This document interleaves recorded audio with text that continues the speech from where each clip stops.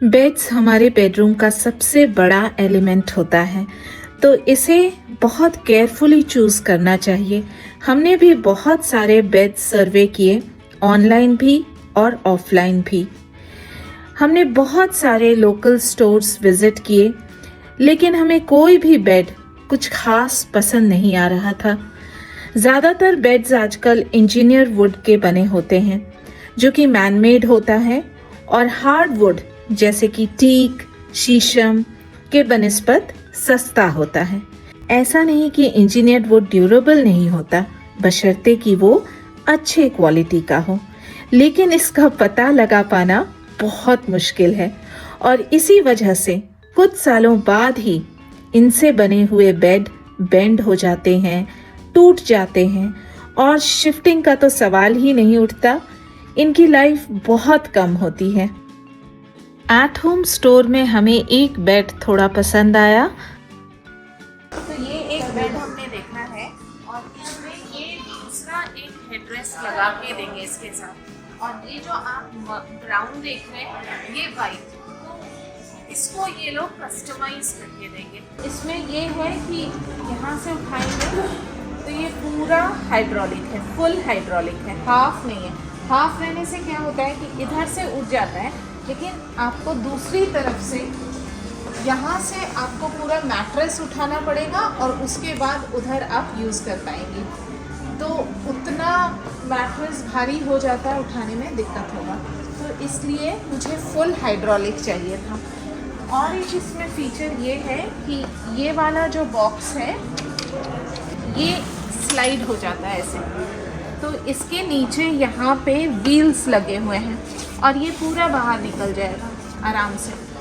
तो आप इसमें पिलो जो डेली यूज़ के होते हैं ना, दोहर वगैरह, एसी ब्लैंकेट या पिलोज वगैरह इसमें रख सकते हैं, और ये दोनों तरफ का आपका निकल जाएगा इस तरह से। लेकिन ये पुल आउट सिस्टम तभी पॉसिबल है अगर आपके कमरे में सफिशिएंट स्पेस हो इसे खोलने के लिए, और इसके मैट्रेस का जो बेस है वो भी काफी वीक है, पूरा सॉलिड बोर्ड नहीं है। तो ये वाला जो पूरा यूनिट है ये उस बेड में लग जाएगा, क्योंकि उस बेड में इस तरह का हेड स्टोरेज नहीं था, तो चूँकि हम लोग कस्टमाइज करवाएंगे तो ये यूनिट पूरा उसमें लग जाएगा। लेकिन इसमें मुझे एक ही प्रॉब्लम दिख रहा है, और वो ये है कि ये जो कलर है ये वाइट नहीं है, एंड दैट टू जो कॉन्ट्रास्ट आ रहा है वो थोड़ा सा ये डार्क है। अगर ये थोड़ा सा ऑफ वाइट शेड में होता तो बेटर होता। So we have not yet decided, देखते हैं क्या करना है। और ये स्लाइड हो जाता है इस तरह से, तो इसे आप बीच में रख सकती हैं या फिर दोनों तरफ स्लाइड कर सकते हैं। तो यहाँ पे आप पिलो आराम से रख सकती हैं, दोनों तरफ पिलो, और बीच में आपको जो भी रखना है वो रख सकती हैं।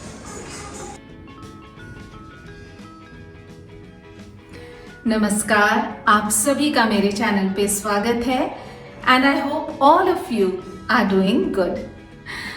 तो जैसा कि आपने थंबनेल में देखा होगा कि हमने एक नया बेड लिया है, और मैं आपको बता रही थी कि एट होम में जो बेड हमें थोड़ा बहुत पसंद आया था, दरअसल वो इंजीनियर्ड वुड का बना हुआ था, और कस्टमाइज होने के बाद जो फाइनल प्रोडक्ट है वो कैसा होगा, उसकी फिनिश कैसी होगी, इसकी कोई गारंटी नहीं, और एक बार पेमेंट हो जाने के बाद रिटर्न तो पॉसिबल ही नहीं। तो इसी वजह से वो ऑप्शन बिल्कुल रूल्ड आउट हो गया, और बाकी जितने भी बेड्स हमने देखे उनमें से एक भी बेड ऐसा नहीं था जो हमारी ज़रूरतों को पूरा कर सके। जैसे कि ये बेड मेरा 6x7 का है और ये 2 बेड है, इसमें एज सच मुझे कोई प्रॉब्लम नहीं है, बहुत ही स्ट्रॉन्ग है, और इसे हमने ऑर्डर देके बनवाया था। तो इसके अंदर का जो स्टोरेज है जो कि 4 है, इस तरफ 1 2 3 और 4 बॉक्स स्टोरेज है। तो जब ये मैट्रेस पतला था तो इसे मैं बहुत इजीली उठा लेती थी, लेकिन चूंकि अभी मैट्रेस इतना भारी हो गया है कि उसे उठाना बहुत मुश्किल होता है।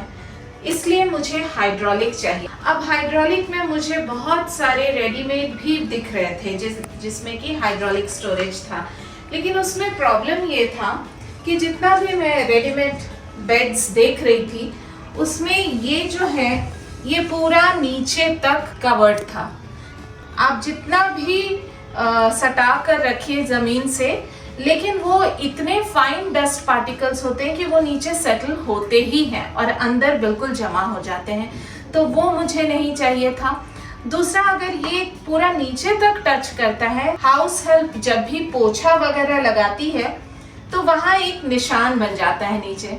ऑफ कोर्स अगर आप बहुत ज़्यादा मेंटेन करती हैं तो उसको हर दिन साफ कर सकती हैं, लेकिन वो फीजिबल नहीं होता ऑन अ डेली बेसिस। और थर्ड रीज़न है ये बैक रेस्ट। अब मुझे एक अच्छा सा यहाँ पे हेड रेस्ट चाहिए जिसमें कि थोड़ा सा स्टोरेज भी हो। तो इसी वजह से हमने ये डिसाइड किया कि हम रेडीमेड की जगह कस्टमाइज्ड लेंगे और हमने बेड बनवाने का सोचा। और फिर हमने गूगल सर्च करके बहुत सारे आइडियाज़ को कंबाइन करके अपना एक खुद का डिज़ाइन तैयार किया जो कि हमारी ज़रूरतों को पूरा कर सके। और हमने इंजीनियर वुड की जगह बोर्ड का इस्तेमाल किया और उसके ऊपर ग्लॉसी फिनिश का लैमिनेट लगाएंगे तो ये बहुत ही मजबूत और ड्यूरेबल रहेगा, क्योंकि टीक और शीशम ड्यूरेबल तो होते हैं लेकिन बहुत भारी हो जाते हैं, जबकि बोर्ड ड्यूरेबल और लाइट वेट भी होता है। साथ ही जो मुझे हाइड्रोलिक चाहिए था वो फीचर भी हमने इसमें डलवाया और ये देखिए ये बिल्कुल एफर्टलेस तरीके से खुल जाता है और मैं बेहद खुश हूँ क्योंकि मुझे मेरा मन लायक स्टोरेज सिस्टम मिल रहा था।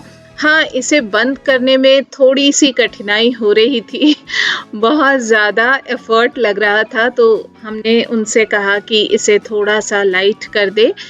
तो फिर आगे वीडियो में आप देखेंगे कि बहुत इजीली ये खुल जाता है और बंद हो जाता है। तो फाइनली मेरा नया बेड डिलीवर होने वाला है, तो मैं कमरे की अच्छे से साफ सफाई कर ले रही हूँ। ये बेड पूरा खुल जाता है, तो ये लोग डिसमेंटल करके इसे लाए थे और अब यहाँ पर ये इसे असेंबल कर रहे हैं। और पीछे जो आप हेडबोर्ड देख रहे हैं वो आजकल बहुत लोग अपहोल्स्टर्ड हेडबोर्ड बनवाते हैं, यानी कि कुशन दिया रहता है, पैडेड रहता है, लेकिन हमने वुडन प्रेफर किया। नो डाउट क्विल्टेड हेडबोर्ड देखने में बहुत सुंदर लगता है, लेकिन वुडन हेडबोर्ड आसानी से वाइप किया जा सकता है, साफ किया जा सकता है, सैनिटाइज किया जा सकता है। Whereas fabric headboards don't come with easy cleaning process. Fabric ज़्यादा डस्ट एक्यूमुलेट करता है और जिन लोगों को डस्ट से एलर्जी है उन्हें फैब्रिक हेडबोर्ड से इरिटेशन हो सकती है। दरअसल अपहोल्स्टर्ड हेडबोर्ड वेस्टर्न कंट्रीज के लिए तो ठीक है, मगर इंडियन क्लाइमेट को ध्यान में रखते हुए मेरे हिसाब से वुडन हेडबोर्ड बेटर रहता है। तो बेड तो असेंबल हो गया, चलिए अब आपको इसके फीचर्स के बारे में बताती हूँ। तो शुरू करूंगी स्टोरेज से। जैसा कि मैं आपसे पहले बता रही थी कि मुझे हेडबोर्ड में काफ़ी स्टोरेज चाहिए था, ताकि जितने भी फर्निशिंग आइटम्स हैं इस कमरे के, जैसे कि चादर हो गया, रजाई हो गई, दोहर, एसी ब्लैंकेट, कुशन, तकिया, ये सारी चीज़ें मैं इसी में रख सकूं। तो आप देख सकते हैं कि इसके पीछे मैंने इस तरह का बीटिंग करवाया है ताकि बाय चांस इस पर अगर मैं कुछ रखती हूँ तो वो पीछे गिरे ना। और इस तरफ सामने की ओर हमने कोई भी नॉब या फिर कोई ग्रूव या कट नहीं दिया है इसे खोलने के लिए, बस ये जो इसका डोर है यही थोड़ा सा प्रोजेक्टेड है, तो उसी को पकड़कर इस तरह से खोला जा सकता है। और आप देखिए अंदर काफ़ी स्पेस है, इसका डेप्थ बहुत ज़्यादा है। हाँ, बिल्कुल नीचे फ्लोर तक नहीं है, लेकिन जो बॉक्स स्टोरेज का लेवल है उसी डेप्थ का ये स्टोरेज भी है। और इसमें ये देखिए मैंने रजाई भी रखी है और वो डबल बेड की रजाई है, डबल बेड का बेडशीट भी है, ये दोहर है। और अगर आपको कुशन बेड पर नहीं रखना है कभी, तो इस तरह से इसमें डालकर रख लीजिए और जब आपको सजाना हो तो यहीं से निकालकर आप उसे बेड पर सजा भी सकती हैं। So it is very convenient और इसमें मैग्नेटिक लॉक है तो ये बहुत इजीली बंद हो जाता है।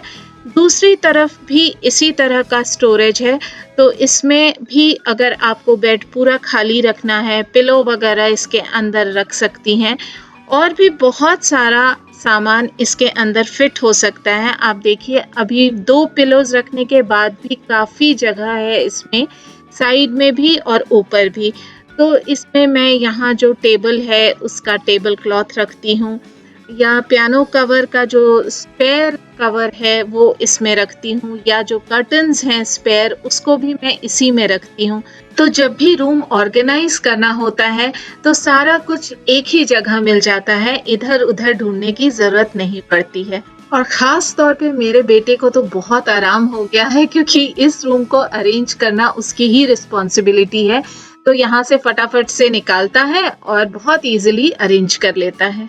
और दोनों स्टोरेज के बीच में ये एक ओपन स्पेस है, जहाँ की आप देख सकते हैं पीछे की तरफ हमने एक कट लगाया हुआ है, जहाँ से कि लैपटॉप या फिर मोबाइल फ़ोन का चार्जर आप इजीली लगा सकते हैं। बेड के ऊपर से आपको वायर लाने की ज़रूरत नहीं पड़ेगी, बस यहाँ से ही आप वायर लगा सकते हैं इजीली। और बेड के ऊपर से लगाने से वो शाबी तो दिखता ही था, साथ ही जो पीछे प्लग पॉइंट है वहाँ से वो इजीली निकल जाया करता था, तो इस तरह से वो निकलता नहीं है और ये पूरा स्पेस बहुत ऑर्गेनाइज्ड और नीट दिखता है। और कहानी यहाँ खत्म नहीं होती, ये देखिए इसके अंदर भी एक स्टोरेज है जहाँ की आप बुक्स वगैरह रख सकती हैं। अगर आपको सोने से पहले कुछ पढ़ने की आदत है, या फिर कोई नोट पैड हो गया, अपने लुकिंग ग्लासेस, वॉलेट, वॉच, ये सारी चीज़ें आप इस स्टोरेज बॉक्स में रख सकती हैं। ये बहुत क्यूट सा है और बहुत छोटा सा, लेकिन बहुत काम का है, तो इसमें बहुत सारे एसेंशियल्स रखे जा सकते हैं। तो आपको ये हेडबोर्ड स्टोरेज डिज़ाइन कैसा लगा, नीचे कमेंट सेक्शन में लिखकर ज़रूर बताइएगा। चलिए अब इसके अंदर के स्टोरेज को दिखाती हूँ। तो जैसा कि मैंने आपसे कहा कि इनिशियली थोड़ा सा एफर्ट लगता है इसे उठाने में, लेकिन उसके बाद ये अपने आप उठ जाता है। तो ये है हाइड्रोलिक स्टोरेज। ये हाइड्रोलिक मशीन अलग अलग कैपेसिटी का आता है, जैसे कि 150, 200, 250। तो हमने 150 कैपेसिटी वाला लगवाया है, तो दोनों तरफ का मिलाकर ये 300 kg का लोड ले सकता है। Uh hydraulic storage bed can be a great way to maximize the space in your bedroom, especially अगर आपके पास limited storage space है।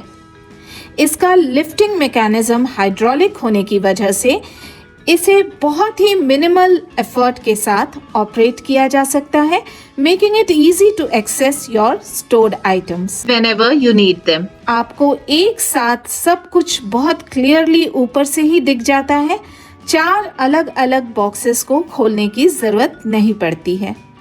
तो less effort and less time taking.